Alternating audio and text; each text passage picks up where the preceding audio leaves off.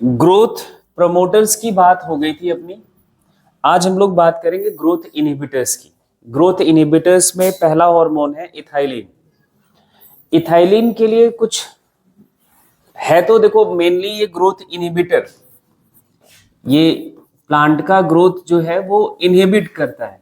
Growth inhibitor की category में इसको हम रखेंगे। लेकिन कुछ इसकी एक्टिविटीज ग्रोथ प्रमोटर की भी तरह है। मेजर एक्टिविटीज ग्रोथ इनहिबिटर की तरह है, इसलिए हम मेनली इसको कंसीडर करेंगे growth inhibitor. But some activities of ethylene is also just like a growth promoter. ठीक है। अब बट ये मेनली ग्रोथ इनहिबिटर है। इथाइलिन हमारा एक गैसियस पीजीआर है। ये हमने पहले स्टार्टिंग में ही जब हम हॉर्मोन्स की बात कर रहे थे तब से ये बात रिपीट करते आ रहे हैं कि ये गैसियस पीजीआर है, गैसियस स्टेट में पाया जाने वाला पीजीआर है। हाइड्रोकार्बन है और यहाँ मिलेगा कहाँ? राइपनिंग हार्मोन की तरह काम करता है, फ्रूट राइपनिंग हार्मोन की तरह काम करता है, मेन फंक्शन है इसका। इसके साथ साथ सेनेसेंस भी करवाता है। एग्रीकल्चर में बहुत ज्यादा यूज किया जाता है क्योंकि राइपनिंग जो है आज के टाइम पे लगभग फ्रूट्स की राइपनिंग आर्टिफिशियली कराई जाती है, नेचुरल राइपनिंग नहीं होती है। प्लांट में वो रह के राइपनिंग नहीं होता है, उसको हम अनराइपेंड फ्रूट को ही प्लांट से अलग कर दिया जाता है एंड देन उसको आर्टिफिशियली सिंथेटिक इथाइलिन से ही राइपन कराया जाता है। ठीक है। बायोसिंथेसिस की बात करें तो मेथियोनिन अमीनो एसिड का डेरिवेटिव है और इथाइलिन ज्यादा सिंथेसाइज होता है राइपनिंग फ्रूट्स में एंड सेनेसेंट ऑर्गन्स में। प्लांट का वो ऑर्गन जो डेड होने वाला होता है, जिसकी डेथ होने वाली होती है, उन ऑर्गन्स में इथाइलिन का कंसेंट्रेशन ज्यादा होता है। या हम दूसरा बात करें, राइपनिंग जो फ्रूट्स हैं, जो फल पक रहे होते हैं, उनमें इनका क्वांटिटी ज्यादा होता है।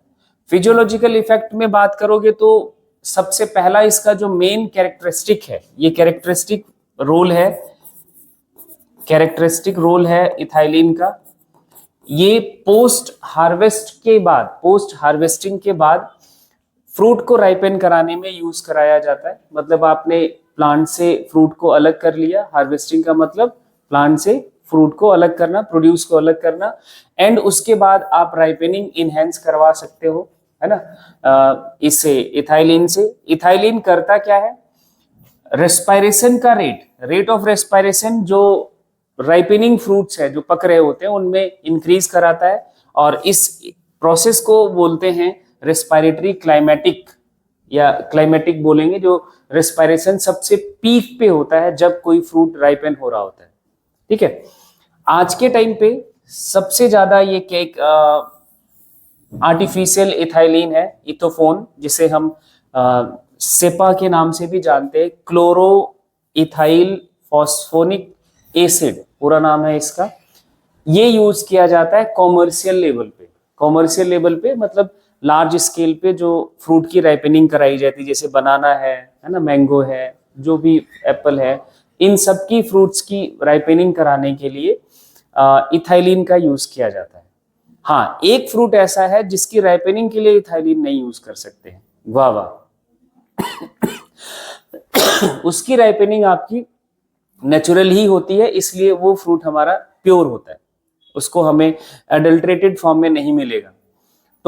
इवन टोमेटो का भी राइपनिंग इसी से कराया जाता है, जो हम डेली रूटीन पे वेजिटेबल की तरह खाते हैं। सेनेसेंस को ये स्टिमुलेट करता है। सेनेसेंस का मतलब जो ओल्डर लीव्स हैं उनको प्लांट से अलग करवाता है, सेड ऑफ करवाता है बाय द फॉर्मेशन ऑफ एब्सिसल लेयर, है ना। फ्लावर्स को, फ्रूट्स को, इन सबको एब्सिशन करवा के एब्सिसल लेयर बनाता है, एक डेड टिश्यू का लेयर बनाता है, और ये लीफ या कोई फ्रूट लगा हुआ है वो प्लांट से सेड ऑफ कर जाता है। ठीक है।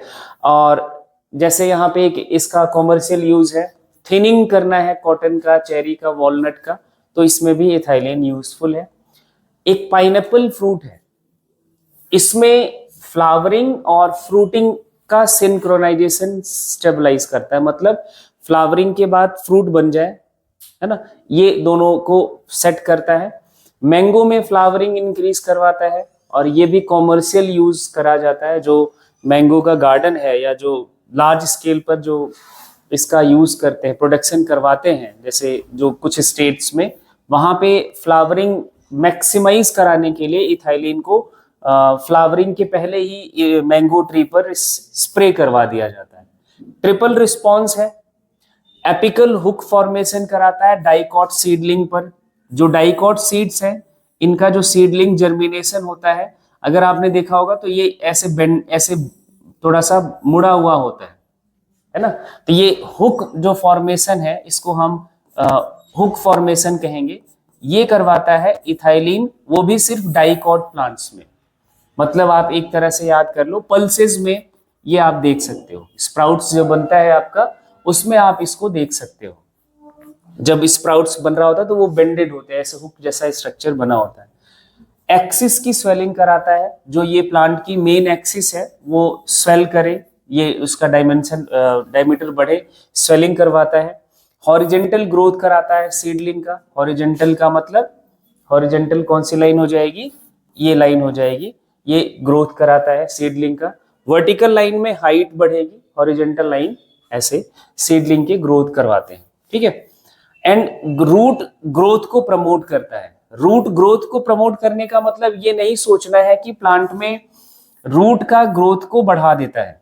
रूट ऐसा नहीं कि रूट का इलोंगेशन बढ़ा देगा, नहीं।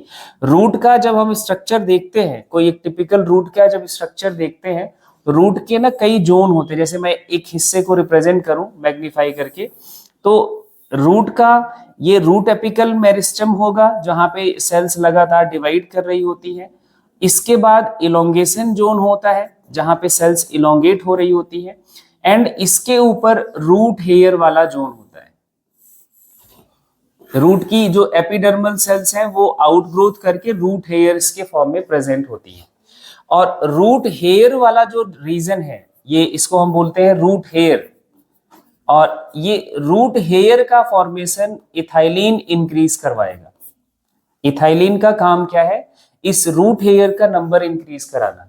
और रूट हेयर वाले रीजन से ही प्लांट का जो रूट सिस्टम होता है, और कोई पार्ट उतना यूजफुल नहीं है। प्लांट का जो रूट का जो मेन फंक्शन है, क्या, वाटर एंड मिनरल का एब्जॉर्प्शन कर रहा है रूट, है ना।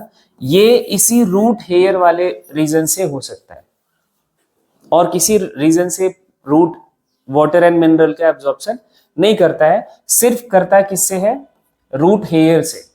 तो रूट हेयर का नंबर बढ़ा दिया अगर किसी हार्मोन ने किसी रूट में, दैट मींस जो प्लांट का एब्जॉर्प्शन है वाटर एंड मिनरल का, या एब्जॉर्प्शन सरफेस है, वो बढ़ जाएगा।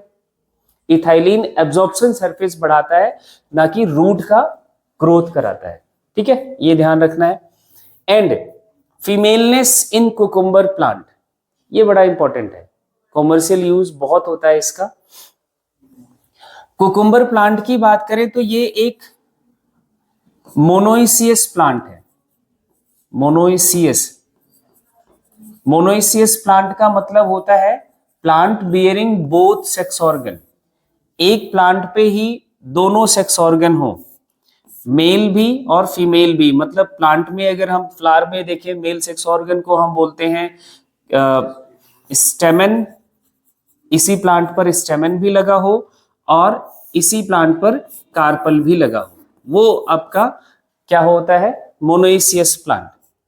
लेकिन प्रॉब्लम क्या है, प्लांट का जो सेक्स ऑर्गन है जिसे हम फ्लावर कहते हैं, ये कुकुम्बर प्लांट का फ्लावर जो है, कुकुम्बर की पहले हम बात करेंगे फिर जनरल डिस्कशन करेंगे, ये यूनिसेक्सुअल होता है। लेकिन जो जनरल कंडीशन है प्लांट्स में, जनरली जो प्लांट्स का फ्लावर है, दे आर द बाइसेक्सुअल।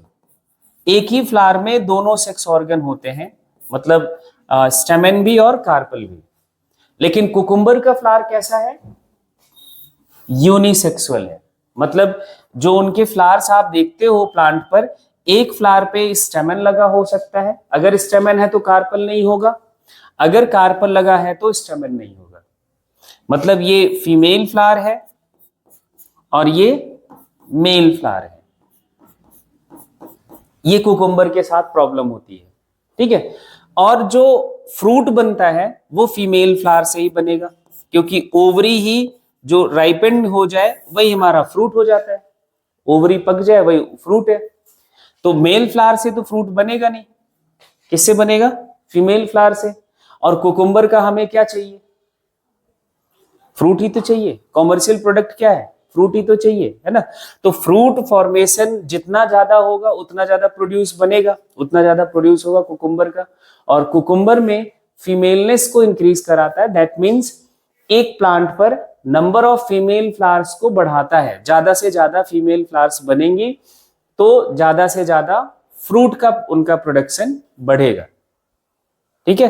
तो ये फीमेल, इसको हम बोलते हैं फेमिनाइजिंग इफेक्ट, इसको बोलते हैं। ये इथाइलिन कुकुम्बर प्लांट के साथ करता है।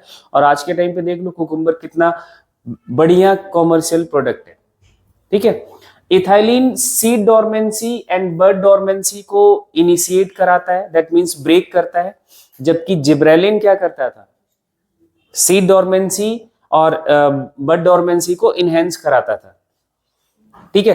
तो जस्ट उसका उल्टा कराता है, मतलब सीड जर्मिनेशन को ये इनहेंस करता है, इंक्रीज कराता है।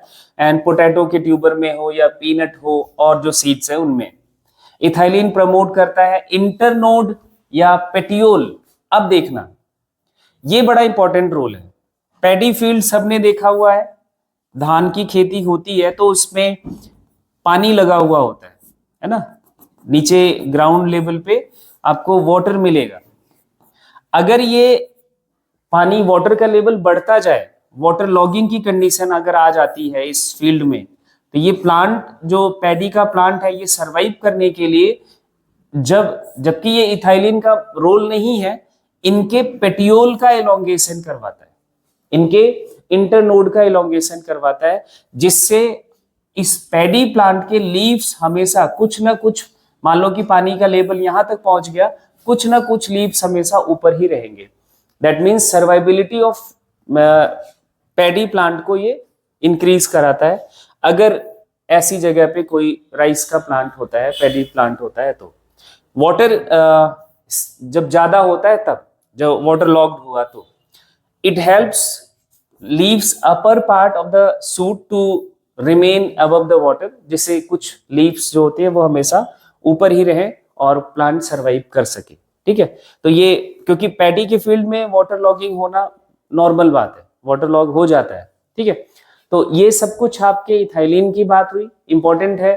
ये इधर कुछ जो इनके पॉइंट्स हैं वो आपको ध्यान रखना है।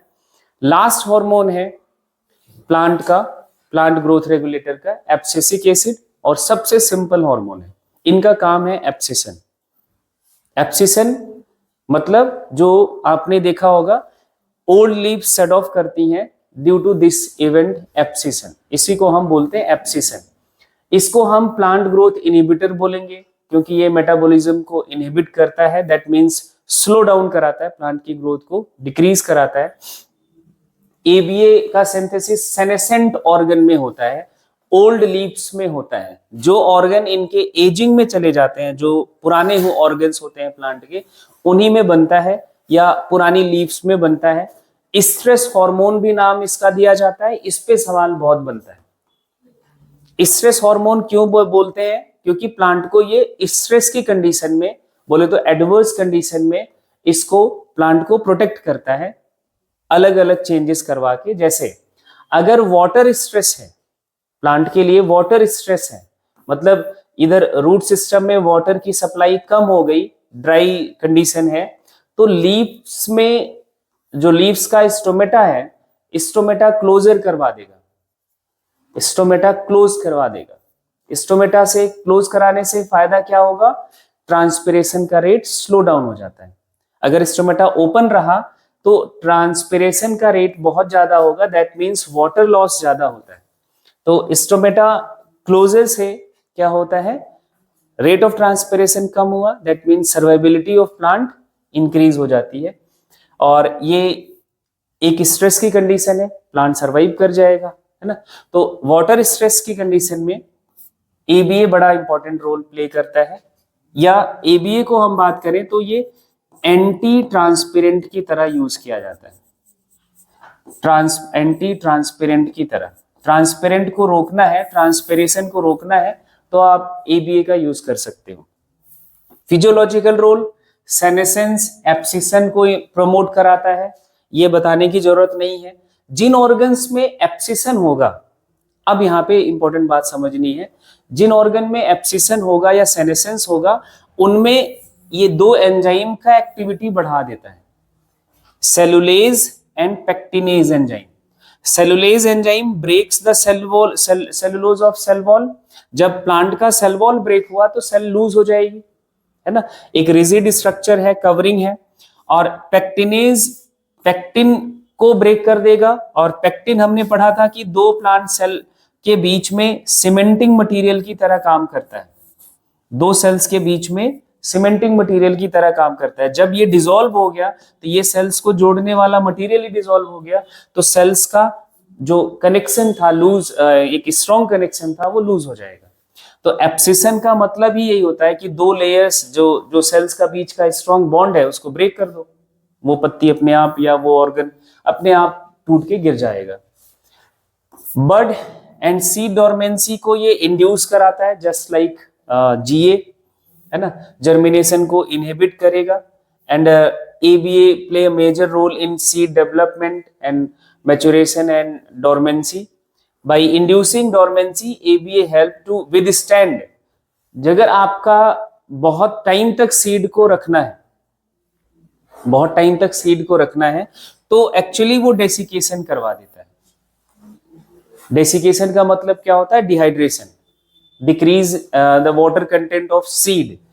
अनफेवरेबल कंडीशन में ग्रोथ ना हो सीड के लिए तो वो डेसिकेट करवा देगा। डेसिकेशन नहीं हुआ तो सीड जर्मिनेशन नहीं होगा, स्टोमेटा क्लोजर का काम करेगा। और ये GA का जस्ट अपोजिट में काम करता है, तो एंटी GA भी बोल देते हैं। That's it. एंटागोनेस्टिक वर्ड बड़ा इंपॉर्टेंट है। एंटागोनेस्टिक का मतलब याद कर लेना, अपोजिट, जस्ट उल्टा। तुम राइट में जा रहे हो तो कोई दूसरा लेफ्ट में जाए, वो एंटागोनेस्टिक है। ठीक है, तो ये एंटागोनेस्टिक है किसका? जिब्रेलिन का। धन्यवाद।